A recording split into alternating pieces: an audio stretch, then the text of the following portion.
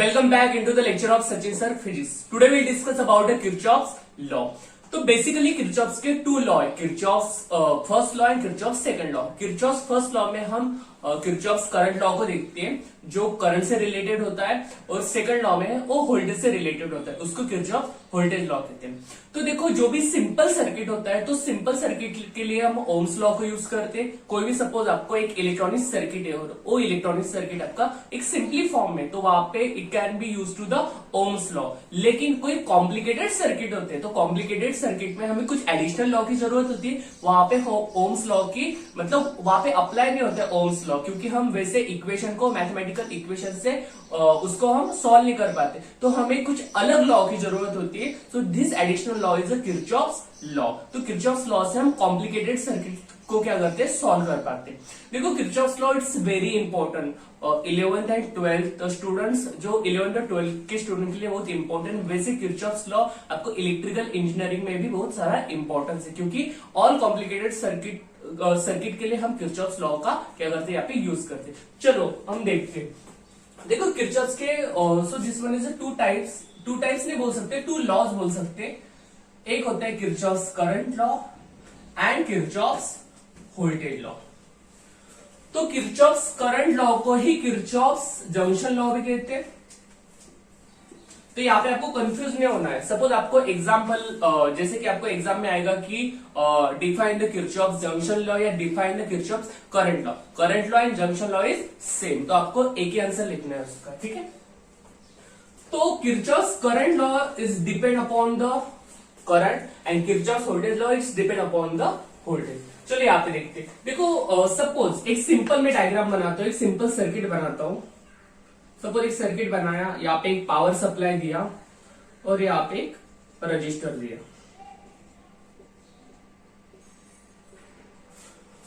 तो इस सर्किट का स्टडी में ओम्स लॉ से कर सकता हूं, क्योंकि हमें ओम्स लॉ तो मालूम है कि V इक्वल टू IR। लेकिन सपोज मैं यहां पे और एक ऐसा एक सर्किट बनाया, तो अब ये सर्किट क्या हो गया, कॉम्प्लिकेटेड सर्किट हो गया, कॉम्प्लिकेशंस बढ़ गए। यहां पे एक जंक्शन बन गया, क्योंकि देखो आपका करंट ऐसे फ्लो हो रहा है। सपोज यहाँ पे आपका करंट फ्लो हो रहा है I1, ठीक है। तो ये I1 कहां पे जाएगा, इस पॉइंट में जाएगा। इस पॉइंट में जाने के बाद I1 क्या हो जाएगा, स्प्लिट हो जाएगा I2 एंड I3।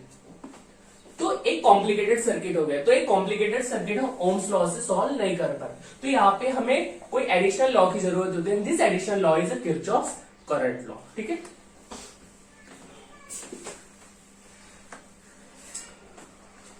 देखो आपको एक डायग्राम समझनी है। सो इन दिस डायग्राम यहाँ पे देखो बहुत सारे ऐसे लाइंस दिख रहे हैं आपको। मतलब मान लो रफ एग्जांपल मान लो कि यहाँ पे ऐसे वायर्स है, ओके। तो यहाँ पे कुछ करंट इनकमिंग है, कुछ करंट आउटगोइंग है। तो देखो इनकमिंग करंट को मैंने I1 मतलब ब्लैक कलर से डिनोट किया है, और आउटगोइंग करंट को मैंने रेड कलर से डिनोट किया है। और यहाँ पे देखो ये जो पॉइंट है ना, उसको बोलते हैं junction point. This point is a junction point, also node भी कहते हैं, okay. So consider this point O in electrical circuit is called as a junction point. अभी जंक्शन पॉइंट मतलब क्या होती है, देखो जंक्शन आपने सुना होगा, जैसे कि थाने जंक्शन, कल्याण जंक्शन। जंक्शन मतलब जहां पे मतलब एग्जांपल मान लो कि सपोज थाने इज जंक्शन, तो वहां पे कुछ ट्रेन आती है, वहां से कुछ ट्रेन जाती है, मतलब ऐसे स्पॉट को बोलते हैं हम जंक्शन। तो यहाँ पे देखो एक ऐसा पॉइंट है कि जहां से कुछ करंट आ रहा है, ओके, और इसी जंक्शन से कुछ करंट बाहर भी जा रहा है।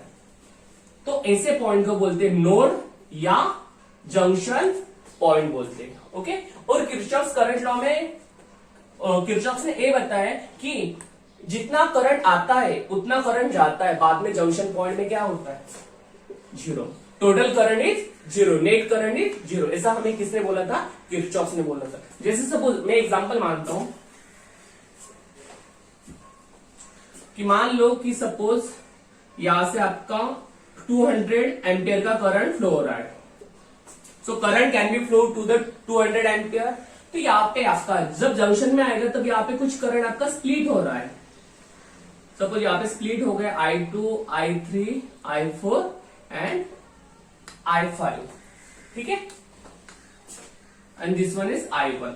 तो किरचॉफ ने ये बोला था कि I1 जो इनकमिंग करंट होगा वो किसके बराबर होगा, I2 plus I3 plus I4 plus I5 इसके बराबर होगा। ओके, और इनकी जब सब अलजेब्रिक सम करेंगे तो इसका करंट आएगा, टोटल करंट आएगा इसका 0।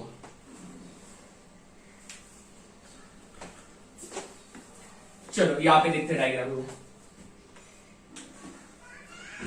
देखो यहां पे सिंपल क्या है, इनकमिंग करंट कौन सा है, I1, I3, I4 जो ब्लैक कलर से डिनोट है वो इनकमिंग करंट। ओके, तो यहां पे इनकमिंग करंट लेता हूं मैं, इनकमिंग करंट कौन कौन से आपके I1 है, I3 है एंड I4 है। ओके, एंड आउटगोइंग करंट कौन से है, जो जंक्शन से बाहर जा रहे हैं,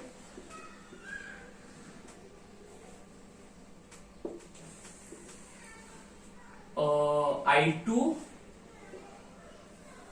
I5,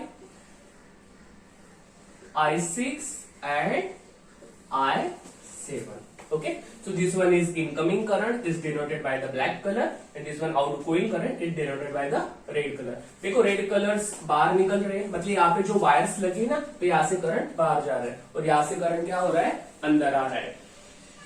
ठीक है, तो आपको देखना है कि इनकमिंग करंट और आउटगोइंग करंट कौन कौन सा है। So this current is towards the junction and this current is away from the junction. तो अब हम इसका क्या करेंगे, अलजेब्रिक सम करेंगे। सो देखो और एक बात कि यहाँ पे जो साइन कन्वेंशन है ना, इनकमिंग करंट को हमें साइन कन्वेंशन देना है। Sign convention is very important.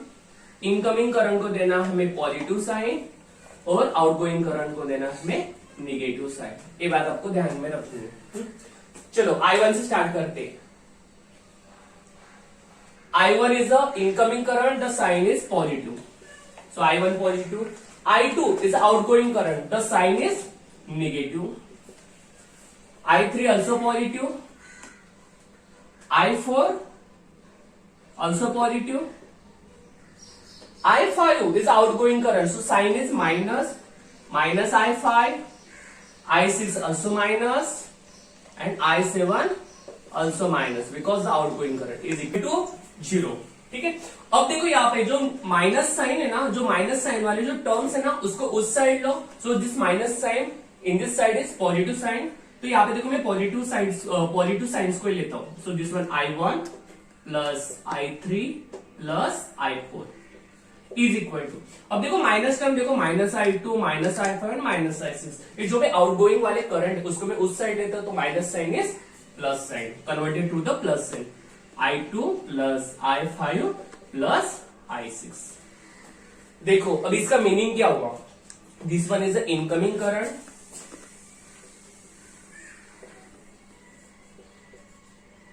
Is equal to outgoing current. Means what, incoming current is equal to outgoing current. तो बाद में क्या बचा, मतलब जितना जंक्शन में इनकमिंग करंट आपका आ रहा है उतना ही करंट आपका आउटगोइंग हो रहा है, मतलब incoming current is equal to outgoing current. तो जंक्शन में लास्ट में क्या बनता है, नेट करंट कितना होता है, तो नेट करंट इज 0। तो यही हमें किरचॉफ्स करंट लॉ कहता है कि सब टोटल एडिशन करेंगे करंट की, algebraic sum of the all currents at any junction at point is 0। Okay, तो हम इसको ऐसे भी लिख सकते हैं, summation I is equal to 0। So this one is the Kirchhoff's current law। और इसकी जो डेफिनेशन आएगी, हम इसकी डेफिनेशन को ऐसे भी लिख सकते हैं, Kirchhoff's current law, the algebraic sum of all electric current at any junction is equal to 0. So summation I is equal to 0. Okay, so this is the definition of Kirchhoff's current law, the algebraic sum of the all electric current. देखो अब हमने क्या किया, सब current की क्या की, addition की, I1 minus I2 plus I3 plus I4 minus I5 minus I6 minus I7. Okay, और जंक्शन में लास्ट में क्या बनता है, टोटल वैल्यू कितनी बनती है, टोटल करंट कितना बनता है, the at any junction is equal to 0. Okay, so this is the simple law of Kirchhoff's current law. आप इसको नोट कर लो, it's a very important law और एग्जाम में आता है. ओके, हमने किरचॉफ्स करंट लॉ को देखा. अब हम नेक्स्ट देखेंगे Kirchhoff's voltage law. So Kirchhoff's voltage law is depend upon the voltage. So the definition of the Kirchhoff's voltage law, the algebraic sum of potential difference for all components plus the algebraic sum of all EMF is equal to 0. देखो यहाँ पे उन्होंने क्या बोला है कि suppose कोई complicated circuit है, उस कॉम्प्लिकेटेड सर्किट में जितने पोटेंशियल डिफरेंस होंगे सबके हम अलजेब्रिक सम करेंगे, प्लस हम वहां पे जितने भी ईएमएफ होंगे उनकी भी एडिशन करेंगे, तो हमें आंसर क्या मिलेगा, इज इक्वल टू 0. ये हमें किरचॉफ्स वोल्टेज लॉ बताता है. और हम इसको मैथमेटिकल एक्सप्रेशन से कैसे लिख सकते हैं, summation V plus summation E is equal to 0. और यू नो दैट कि V क्या होता है आपका, पोटेंशियल डिफरेंस होता है आपका current into resistance. It's a Ohm law. तो समेशन V की जगह में क्या लिख सकता हूं, IR plus summation E is equal to 0. So this is the mathematical expression for Kirchhoff's voltage law. तो यहाँ पे देखो एक सर्किट डायग्राम दिया है. यहाँ पे जो एक इलेक्ट्रिकल सर्किट में, it's a complicated electrical circuit, और हमें यहाँ पे किरचॉफ्स वोल्टेज लॉ को देखना है कि इसका पोटेंशियल डिफरेंस अलजेब्रिक सम करेंगे और ईएमएफ का सम करेंगे, तो हमें आंसर क्या मिलना चाहिए, इज इक्वल टू 0 मिलना चाहिए. तो यहाँ पे देखो, यहाँ पे मैंने दो बैटरी कनेक्टेड किए, this one E1 and this one is E2, और यहाँ पे R1 R2 R3 R4 R5 यहाँ पे रजिस्टर कनेक्टेड किए, connected in this circuits. And यहाँ पे देखो मैं क्या करता हूँ, इसको सॉल्व करने के लिए मैं एक पूरे सर्किट का डायरेक्ट कैलकुलेशन नहीं करता हूँ. यहाँ पे मैं जो अप्लाइंग करूंगा किरचॉफ्स वोल्टेज लॉ, तो यहाँ पे मैं इसको दो लूप में कन्वर्ट कर लेता हूँ. सो this one is loop 1, this one is loop second, एक वन सर्किट और एक सेकंड सर्किट. तो मैं इसको ऐसे सॉल्व करता हूं. तो देखो यहाँ पे मैंने इसको बोला है लूप 1. लूप 1 में आपका क्या आएगा, A B E F A. Okay, and loop 2 में C B E D C. तो इसे आपके दो लूप होंगे. सो अब देखो लूप क्या होता है, लूप मीन्स व्हाट, आप जहां से स्टार्ट करते हो उसी पॉइंट में आपका जब एंड होता है उसी को लूप कहते हैं. देखो अब हम इसका लूप कैसे लेंगे, loop A B E F A, जहां से स्टार्ट किया उसी पे खत्म किया, मीन्स व्हाट लूप. ये आपका लूप हुआ. और इस लूप में हम क्या अप्लाई करेंगे, applying Kirchhoff's voltage law. Kirchhoff's voltage law को मैंने सिंपली केवीएल लिखा है, तो आपको यहाँ पे समझना होगा कि KVL means what, Kirchhoff's voltage law. ठीक है, चलो अब हम डेफिनेशन के थ्रू जाते हैं. डेफिनेशन ने क्या बोला है, सब पोटेंशियल डिफरेंस की एडिशन करनी है और अलजेब्रिक सम करना है किसका, ईएमएफ का. तो देखो इस लूप में देखो पोटेंशियल डिफरेंस देखने हमें,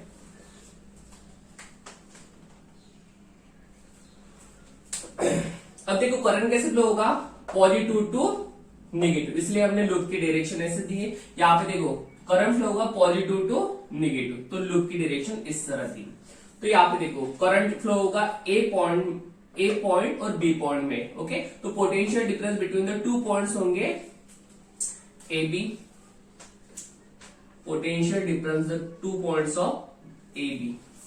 ठीक है, प्लस क्यों किया, क्योंकि हमें डेफिनेशन में बोला कि हमें ऑल अलजेब्रिक सम करनी किसकी, पोटेंशियल डिफरेंस की. अब देखो potential difference between the two points of B to E, तो यहाँ पे हमने लिखा B2E plus this one potential difference to EF, और यहाँ पे देखो EF टू A, और यहाँ पे आपका क्या है, EF टू A में कनेक्टेड है आपका E1 plus E1 is equal to 0. So you know that the formula of potential difference होता है आपका करंट इनटू रजिस्टर, जो मैंने अभी जस्ट आपको बोला. ओके, तो हम इस फॉर्मेट में इसको लिखते हैं I इंटू आर. तो देखो ए बी पॉइंट की बात कर रहा हूं, तो ए बी पॉइंट में पोटेंशियल डिफरेंस है, फॉर्मूला है आपके पास करंट इनटू आर. तो आई कितना है, यहाँ पे आई दिया है, यहाँ पे मेंशन किया I1, तो यहाँ पे मैं सिंपली लिखता हूं I1, और आर कितना है आपका, यहाँ पे R1. ओके, तो potential difference point A to B क्या होता है आपका I1 इंटू R1. ओके, और यहाँ पे मैं साइन लिखता हूं माइनस. अब देखो यहाँ पे माइनस साइन क्यों लिखा, क्योंकि यहाँ पे कनेक्टेड है आपका रजिस्टर. रजिस्टर क्या करता है, the working of the resistor is reduce the current या अपोज द इलेक्ट्रिक करंट. जो इलेक्ट्रिक करंट को अपोज करता है, इसलिए यहाँ पे मैंने साइन क्या लिया, माइनस साइन लिया, क्योंकि ये करंट को क्या करेगा, यहाँ पे रिड्यूस करेगा, इसकी वजह से. Next, potential difference between the B to E. यहाँ पे देखो सेम पोटेंशियल डिफरेंस का फॉर्मूला I इंटू आर. यहाँ पे I क्या है, I3, और R क्या है, R3, और यहाँ पे भी साइन लगेगा आपका minus. Also connected the register. Also यहाँ पे देखो, यहाँ पे भी माइनस आएगा, क्योंकि यहाँ पे भी कनेक्टेड क्या है आपका R4. So I4 R4 plus E1 is equal to 0. देखो ये मैथमेटिकल एक्सप्रेशन यहाँ पे प्रूव हो गया. All the algebraic sum of the potential difference plus EMF is equal to 0 आया. So this is the Kirchhoff's voltage law. अब मैं क्या करता हूं, इस माइनस टर्म को उस साइड भेजता हूं, तो माइनस टर्म क्या हो जाएगा उस side, plus term I1 R1 I3 R3 plus I4 R4. Equation number 1. Okay, अब मैं सेकंड लूप देखता हूं. Applying the KVL, applying Kirchhoff's voltage law. The loop is, कौन सा लूप है अभी, CBE BC.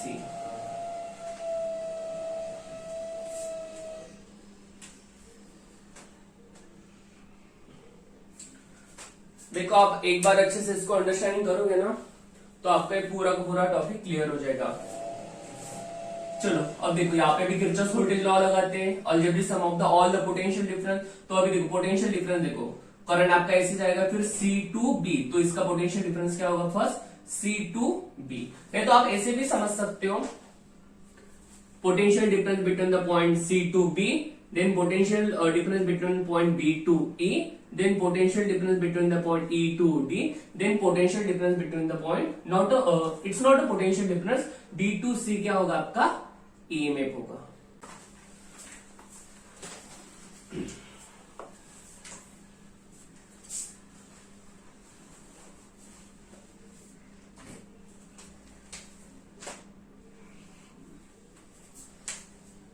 चलो यहाँ पे देखो, अब देखो सेकंड लूप की बात कर रहा हूं, तो सेकंड लूप में पोटेंशियल डिफरेंस होगा आपका C2B, then B to E, then E to D and plus EMF. Okay, तो चलो the potential difference point to C2B plus B to E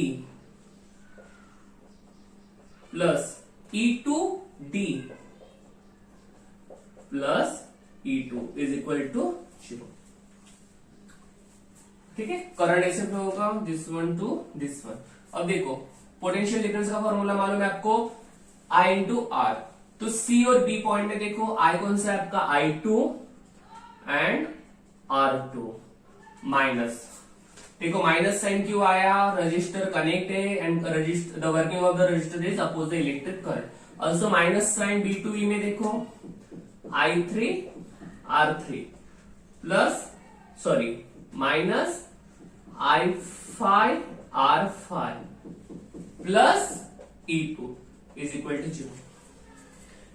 E2 और E1 दोनों सेल में, दोनों EMF में हमने प्लस ही क्यों कनेक्ट किया, प्लस ही क्यों यहाँ पे साइन दिया, माइनस क्यों नहीं लिया, क्योंकि EMF this E1 and this E2 में जो एक्सटर्नल रेजिस्टेंस है वहां पे कनेक्टेड नहीं, इसलिए यहाँ पे करंट अपोज नहीं होगा. इसकी वजह से हमने यहाँ पे दोनों को प्लस साइन ही रखा है. माइनस टर्म को उस साइड भेजो, तो माइनस टर्म क्या हो जाएंगे, उस साइड प्लस टर्म हो जाएंगे. So E2 is equal to I2 R2 I3 R3 I5 this one is equation number 2। तो यहाँ पे किरचॉफ वोल्टेज लॉ में this is the proof of Kirchhoff voltage law, equation 1 and equation 2। Okay, so this is the simple of Kirchhoff current law and Kirchhoff voltage law. तो आप इसको अच्छे से note कर लो।